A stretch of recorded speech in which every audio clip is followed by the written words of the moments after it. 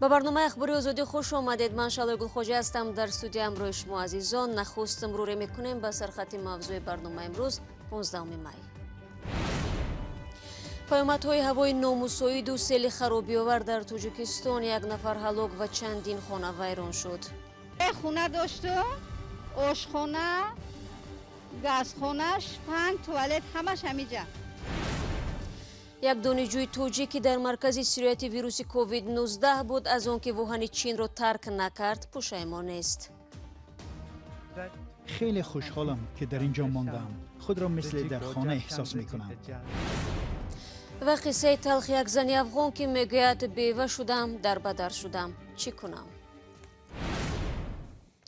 در روز اخیر در تاجیکستان سیل و تندباد بیدادگری دارد. در بعضی منطقه ها باران سخت، در قسمت دیگر ژوله ضرر خود را به ساکنان رسانده است.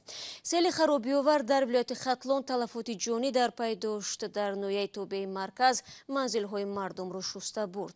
مقامات فعلا حجم خسارات رسیده را معین میکنند.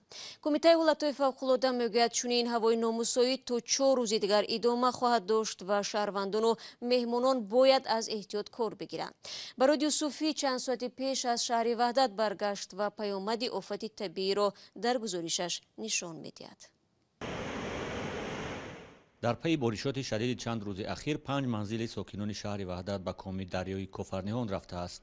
ساکنان میگویند شروع از صبح روز پنجشنبه 14 می بارشات به ایستی باران سطح رودخانه کفرنهان را به طور کم سابقه بالا برده، آب سمت جریانش را به زمین زیر منزل‌هایشان گردانید و در مدت خیلی کوتاه تگ منزل‌ها را کوفته به خرابکاری سر کرد. 3 خونه داشته، آشخانه، گازخانه‌اش، 5 توالت همش همینجا. حوالی خیلی 3 ساعتی بود بدیم. همه رفت. سرعت تخریبکاری آب رودخانه کفرنهان را شاهدان حادثه خیلی با سرعت میگویند که اکثر مردم حتی لباسهای خانه را نتوانستند به جای امن کشانند. بیبیگل سلیمова یکی از ساکنان زیان دیده میگوید 8 سال شوهرش در روسیه زحمت کشیده پول روان کرد و به تازگی منزل با شرایط زمانوی ساخته تمام کرده بودند، اما آب در یک لحظه همه را به کام خود کشید. هم خیلی لون پیلونه فصل هم چیزای ما فصلان زمانوی بود، همه ما را شورش بردن. من یگان چیز دیگه گفتم بچهای همسایه خیر دو کورپا ما گرفتن تمام دیگه همه چیز ما را آوردن. بر اضافه به کام دریا رفتن منزل و ساختمان ها، سیل از بالای محله و داخل منزل برخی از ساکنان کوچه غلبه شهر وحدت وارد شده همه اشیای روزگار را زیر آب گذاشته است.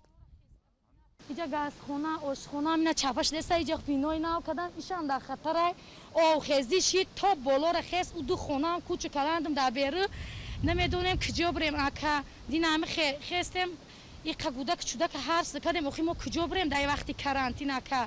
زمانی فروروی منزل ساکنان، رهبریت شهر وحدت و مقامات حالتهای اضطراری در جای حادثه حضور داشتند.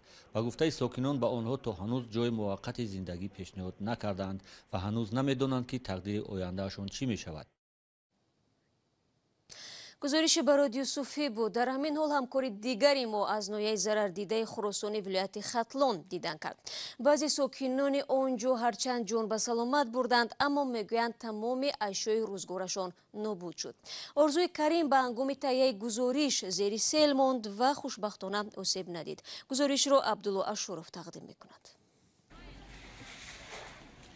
ساکنان دهه‌ای ضرر دیده حلقجر در خراسان دیگر باره از بارشات باران و آمدن سیل ضرر دیدند. ده‌ها ساکن ناحیه خراسان شب گذشته را از ترس آمدن سیل و لغزش کوه در بیرون روز کردند. منزل‌های اکثر آنها ویران شده است. پس اکسکاتر میری اکسکاتر تا نمیارن، کارو نمیکنن، وقتی سیل زد همش میاد تماشا میکنن میخزه میره.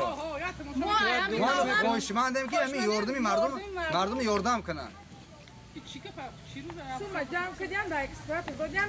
مردم پول تو کردگی خودش اکسکاتر نه یا اکسکاتر روی کردگی مردم پول تو کرده خلق کنگی در را کم تر کندگی نمی سیل آمد همه ششته برده.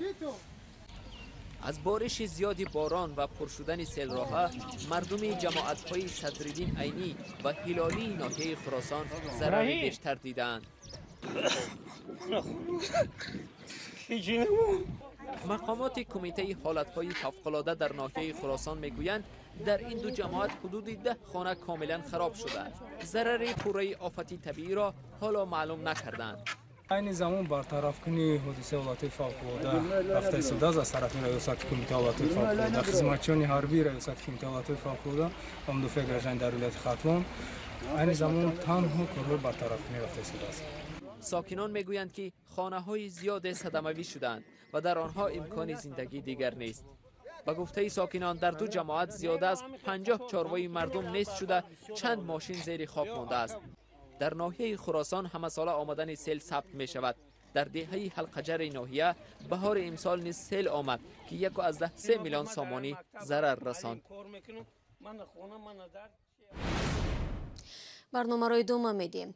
یکی ده دانشجویان خارجی که بعد سر زدن سرایت کرونا ویروس از شهر ووهان چین بیرون نشدند اظهار خوشحالی میکنند که وضع در اینجا رو به بهبود است. پاندمی کووید 19 از ووهان سرچشمه گرفته است و تاجیکستان نیز اکثر دانشجویان تاجیک دانشگاه ها را به وطن برگرداند. ولی 300 دانشجو که در بین آنها تاجیکان هم هستند از ووهان بیرون نشدند و تا امروز در بی‌ضررگردانی شهر و دانشگاهشان سهم میگیرند. خیلی خوشحالم که در اینجا ماندم. خود را مثل در خانه احساس می کنم. در ووهان حالا محدودیت ها پابرجاست ولی حیات به نظم برمیگردد. در روزهایی که پاندمی در اوج بود خارجیان به ویژه افریقایی ها زیاد شکایت داشتند که از طرف مردم محلی چین اذیت میبینند. مصیبت جنگ خانمانسوزی افغانستان که نزدیک به 2 ساله ادامه دارد به وجه عموم بر سر زنان افغان است. آنها هم از شوهر محروم شدند و هم باری وزنی روزگار را تنها میکشند. ماهای اخیر سرایت کرونا ویروس نیز به زندگی آنها دشواری زم نمود. اسکندر خواجه میرزاده موضوع را ادامه میدهد. 6 سال پیش در نتیجه یک حمله مرگ طلبانه شوهر این خانم افغان به هلاکت رسید. از آن وقت به این سو دلخواه سلطانی و 4 فرزندش با خرج روزمره معادل به همگی $3 امریکا روزگاری سخت دارند. بسیار رنج میکشم. ایتمان پشتکاکای ما بی پدر هستند، احتیاج مردم هستند. یک ټوټه نان خوش در خانه پیدا نمیشه. بیادر وقت خوش بودیم مالین تو بیوار شدم در بدر شدم. چی کنم؟ تا چند ماه پیش خانم سلطانی از حساب شستن لباس در خانه های مردم درآمده به دست می آورد، ولی سرایت کرونا ویروس او را از شغلش محروم کرد. مای روزه شده حالی کار نیسته. کسی تا خانه خود مرا نمیخواه خاطر مرض. میگه مرض از بیرون میاری. بسیار روزگار ما خراب است. پیسه ندارم که بچه ما سرش جور کنم. پیسه ندارم روغن بخرم، آرد بخرم. افطاری چیزی نمی داشته باشیم. سر از میانه های ماه مارس در شهرهای افغانستان کرانتین و محدودیت جاری شده است. در این کشور تا 14 می رسما 5639 حادثه سرایت کرونا ویروس تصدیق شده. طبق اطلاع وزارت بهداشت افغانستان 136 نفر به هلاکت رسیدند. بالاروی نرخ‌ها در ماه شریف رمضان ضربه دیگری می باشد که به خانواده سلطانی اثر کرده است. اگه پدرم زنده می بود حالا ما در این روزگار نمی بودیم، در خانه نمی بودیم، مگه در ماه مبارک رمضان هیچ چیز خال نداریم. اگه پدرم می بود خوب نان می خوردیم، خوب غذا داشته باشیم، خوب یک خانه می داشتیم، خوب یک زندگی خوب آرام می داشته باشیم.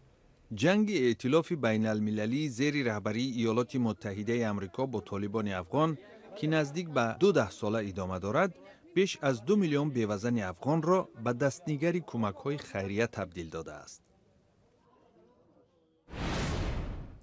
و سازمان جهانی کار میگوید گسترش بیماری کووید 19 میلیون ها نفر را در سراسر جهان بیکار خواهد گذاشت. به اطلاع سازمان برخی از اقتصادهای بزرگ جهان به مانند امریکا سخت‌ترین بحران بعد از سالهای 30 عصر گذشته را پشت سر میکنند. اینجا برنامه اخبار امروز را به پایان میرسانیم. تا ملاقات بعدی در هفته نو بینندگان عزیز، شما میتوانید شبانه روزی خبرهای تازه را از وبسایت رادیو آزادی بخوانید. اگر خواستید گزارش‌های روز و جالب را تماشا کنید پس به آزادی ویدیو کانال مخصوص ما در یوتیوب بروید. برایتان در 2 روز آینده استراحت خوب و با فراغت میخواهیم و تا برنامه نو در هفته نو خدا نگهدارد.